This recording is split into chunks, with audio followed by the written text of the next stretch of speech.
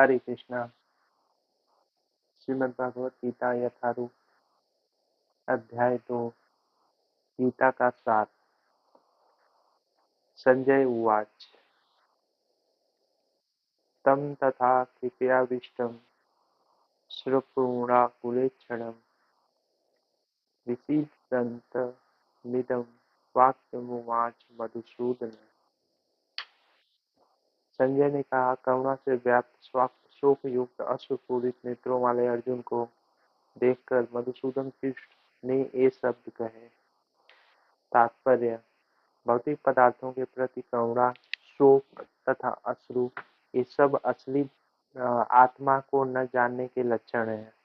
शाश्वत आत्मा के प्रति करुणा ही आत्म साक्षात्कार है।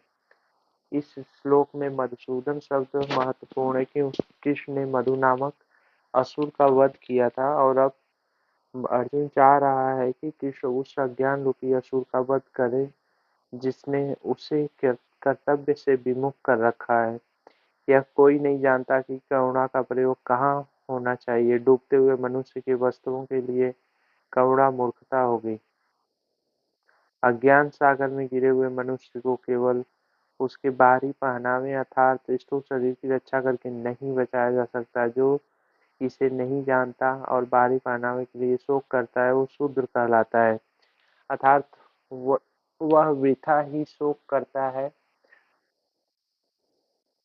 अर्जुन तो क्षत्रिय था, अतः उसे ऐसे आचरण की आशा न थी, किंतु भगवान कृष्ण अज्ञानी पुरुष के शोक को विनष्ट कर सकते हैं और इसी उद्देश्य से उन्होंने भगवद गीता का उपदेश दिया।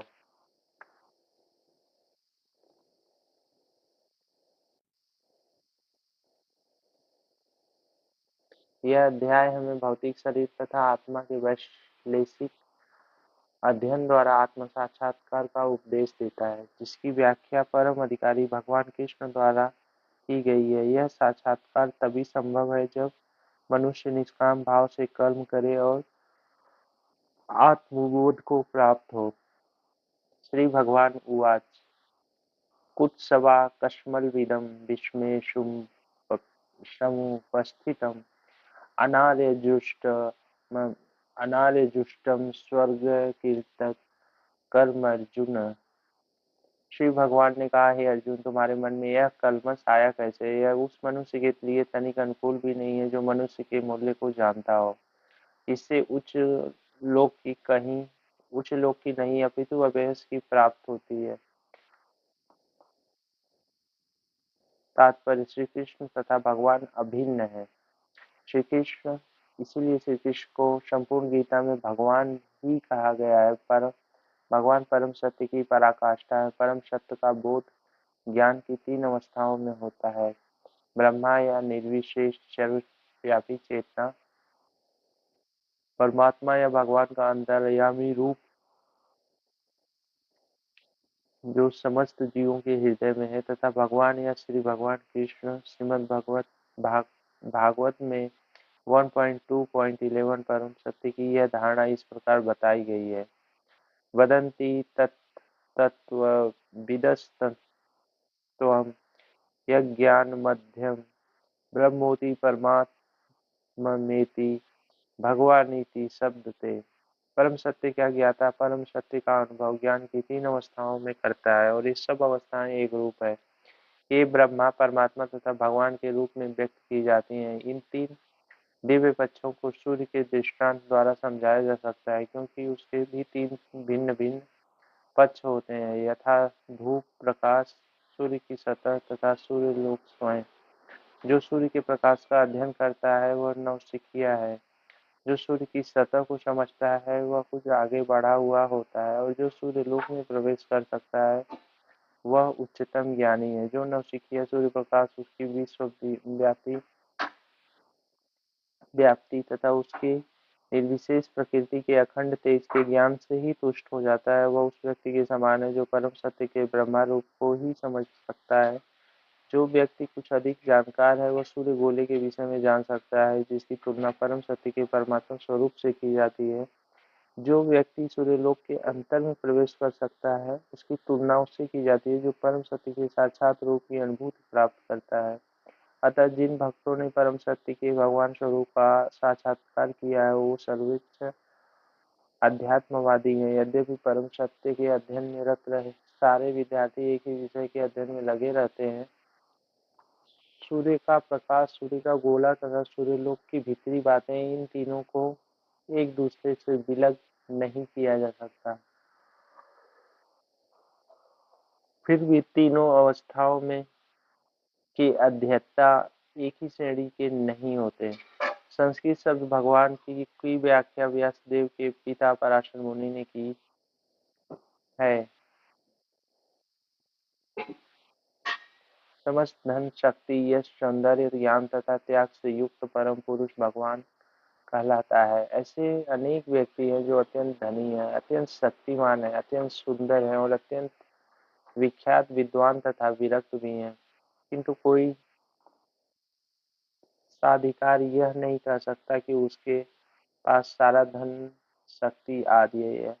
एकमात्र कृष्ण ही ऐसा दावा कर सकते हैं, क्योंकि वे भगवान हैं। ब्रह्मा, शिव या नारायण सहित कोई भी जीव कृष्ण के समान पूर्ण ऐश्वर्यवान नहीं है। अतः ब्रह्मा संहिता में स्वयं ब्रह्मा जी का निर्णय है कि श्री कृष्ण स्वयं भगवान है, न तो कोई उनके तुल्य है, न उनसे बढ़कर है। वे आदि स्वामी या भगवान है, गोविंद रूप में जाने जाते हैं और समस्त कारणों के परम कारण है। ईश्वर परम कृष्ण सच्चिदानंद विग्रह अनादिरादिर्गोविंद सर्व कारण कारणम।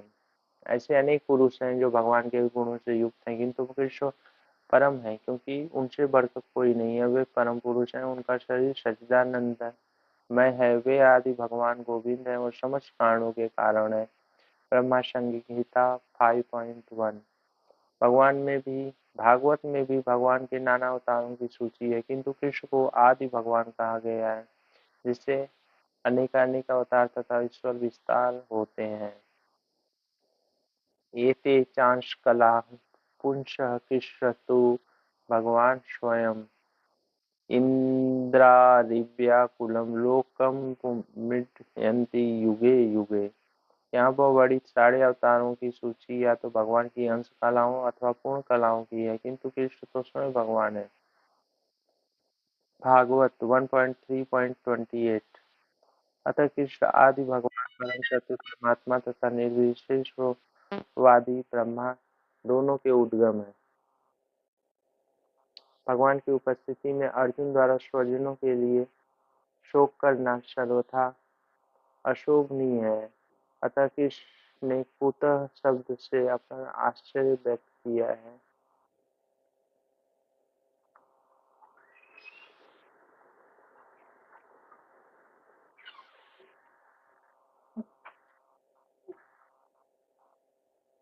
यहाँ पर वर्णित सारे अवतारों की सूचियां या तो भगवान की अंश कलाओं अथवा पूर्ण कलाओं की है, किंतु कृष्ण तो स्वयं भगवान है। भागवत 1.3.28। अतः कृष्ण आदि भगवान परम सत्य परमात्मा तथा निर्विशेष ब्रह्मा दोनों के उद्गम है। भगवान की उपस्थिति में अर्जुन द्वारा स्वजनों के लिए शोक करना सर्वथा अशोभनीय है। अतः कृष्ण ने कुतः शब्द से अपना आश्चर्य व्यक्त किया है। आर्य जैसी शब्द जाति के किसी व्यक्ति से ऐसी मलिनता की उम्मीद नहीं की जाती। आर्य शब्द उन व्यक्तियों पर लागू होता है जो व्यक्ति जीवन के मूल्य को जानते हैं और जिनकी सभ्यता आत्म साक्षात्कार पर निर्भर करती है। देहात्म बुद्धि से प्रेरित मनुष्यों को यह ज्ञान नहीं रहता कि जीवन का उद्देश्य परम सत्य विष्णु या भगवान का साक्षात्कार है। वे तो भौतिक जगत के बाह्य स्वरूप से मोहित हो जाते हैं, अतः वे यह नहीं समझ पाते कि मुक्ति क्या है। जिन पुरुषों को भौतिक बंधन से मुक्ति का कोई ज्ञान नहीं होता, वे अनार्य कहलाते हैं। यद्यपि अर्जुन क्षत्रिय था, किंतु युद्ध से विचलित होकर वह अपने कर्तव्य से गुमराह हो रहा था। उसकी यह कायरता अनार्यों के लिए ही शोभा देने वाली हो सकती है। कर्तव्य पद से इस प्रकार का विचलन न तो आध्यात्मिक जीवन में प्रगति करने में सहायक बनता है, न ही इससे इस संसार में ख्याति प्राप्त की जा सकती है। भगवान कृष्ण ने अर्जुन द्वारा अपने स्वजनों पर इस प्रकार की करुणा का अनुमोदन नहीं किया। काव्यमाश्मगम पार्थ नैतव्य पद्धते क्षुद्रम हृदय दौर्बल्यम त्यक्तो विश्व परंतप। हे पिता-पुत्र इस हीन नपुंसकता को प्राप्त मत हो, यह तुम्हें शोभा नहीं देती। हे शत्रुओं के दमन करता हृदय को क्षुद्र दुर्बलता को त्याग कर युद्ध के लिए खड़े हो जाओ। तात्पर्य: अर्जुन को पिता पुत्र के रूप में संबोधित किया गया है। पिता कृष्ण के पिता वासुदेव की बहन थी, अतः कृष्ण के साथ अर्जुन का रक्त संबंध था। यदि क्षत्रिय पुत्र लड़ने से मना करता है तो वह नाम का क्षत्रिय, और यदि ब्राह्मण पुत्र अपवित्र कार्य करता है तो वह नाम का ब्राह्मण है। ऐसे क्षत्रिय तथा ब्राह्मण अपने पिता के अयोग्य पुत्र होते हैं। अतः कृष्ण यह नहीं चाहते कि अर्जुन अयोग्य क्षत्रिय पुत्र कहलाए। अर्जुन कृष्ण का घनिष्ठतम मित्र था और कृष्ण प्रत्यक्ष रूप से उसके रथ का संचालन कर रहे थे, किंतु इन सब गुणों के होते हुए भी यदि अर्जुन युद्ध भूमि को छोड़ता है तो वह अत्यंत निंदनीय कार्य करेगा। अतः कृष्ण ने कहा कि ऐसी प्रवृत्ति अर्जुन के व्यक्तित्व को शोभा नहीं देती। अर्जुन यह तर्क कर सकता था कि वह परम पूज्य भीष्म तथा स्वजनों के प्रति उदार दृष्टिकोण के कारण युद्ध भूमि छोड़ रहा है, किंतु कृष्ण ऐसी उदारता को केवल हृदय दौर्बल्य मानते हैं। ऐसी झूठी उदारता का अनुमोदन एक भी शास्त्र नहीं करता। अतः अर्जुन जैसे व्यक्ति को कृष्ण के प्रत्यक्ष निर्देशन में ऐसी उदारता या तथाकथित अहिंसा का परित्याग कर देना चाहिए। अर्जुन उवाच: कथम विस्मय संख्ये द्रोणं च मधुसूदन इषुभिः प्रतियोत्स्यामि पूजार्हावरिसूदन। अर्जुन ने कहा, हे शत्रुहंता, हे मधुसूदन, मैं युद्ध भूमि में किस तरह भीष्म तथा द्रोण जैसे पूजनीय व्यक्तियों को उलटकर बाण बाण चलाऊंगा। तात्पर्य: भीष्म पितामह तथा द्रोणाचार्य जैसे सम्माननीय व्यक्ति सदैव पूजनीय है। यदि वे आक्रमण भी करें तो उन पर पलटकर आक्रमण नहीं करना चाहिए। यह सामान्य शिष्टाचार है कि गुरुजनों से वाद युद्ध भी न किया जाए। यहाँ तक कि यदि कभी वे रुक्ष व्यवहार करें तो भी उनके साथ रुक्ष व्यवहार न किया जाए। तो फिर भला अर्जुन उन पर बाण कैसे छोड़ सकता था? क्या कृष्ण कभी अपने पितामह नाना उग्रसेन या अपने आचार्य संदीपन मुनि पर हाथ चला सकते थे? अर्जुन ने कृष्ण के समक्ष यही तर्क प्रस्तुत किए। गुरु न हत्वा ही महानुभावन श्रेयो भोक्तु भैक्षमपि ये लोके हत्वार्थ कामास्तुम गुरु निहैव भजिय भोगानुविधिर प्रदिग्धान। ऐसे महापुरुषों को जो मेरे गुरु है उन्हें मारकर जीने की अपेक्षा इस संसार में भीख मांगकर खाना अच्छा है। भले ही वे सांसारिक लाभ के इच्छुक हों, किंतु हैं तो गुरुजन नहीं। यदि उनका वध होता है तो हमारे द्वारा भोग्य प्रत्येक वस्तु उनके रक्त से सनी होगी। तात्पर्य: शास्त्रों के अनुसार ऐसा गुरु जो निध कर्म में रत हो और जो विवेक शून्य हो त्याज्य है। दुर्योधन से आर्थिक सहायता लेने के कारण भीष्म तथा द्रोण उसका पक्ष लेने के लिए बाध्य थे। यद्यपि केवल आर्थिक लाभ से ऐसा करना उनके लिए उचित न था। ऐसी दशा में वे आचार्यों का सम्मान खो बैठे थे। किंतु अर्जुन सोचता है कि इतने पर भी वे उसके गुरुजन हैं, अतः उनका वध करके भौतिक लाभों का बोध करना का अर्थ होगा रक्त से सने अवशेषों का भोग।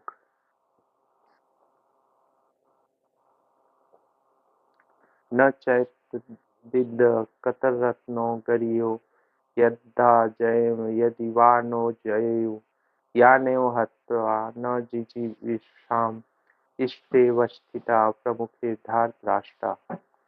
हम यह भी नहीं जानते कि हमारे लिए क्या श्रेष्ठ है, उनको जीतना या उनके द्वारा जीते जाना। यदि हम धृतराष्ट्र के पुत्रों का वध कर देते हैं तो हमें जीवित रहने की आवश्यकता नहीं है।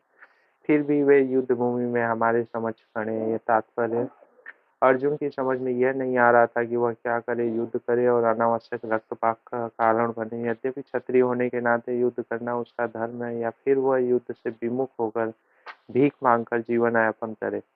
यदि वह शत्रु को जीतता नहीं तो जीविका का एकमात्र साधन भिक्षा ही रह जाता है। फिर जीत भी तो निश्चित नहीं है, क्योंकि कोई भी पक्ष विजयी हो सकता है।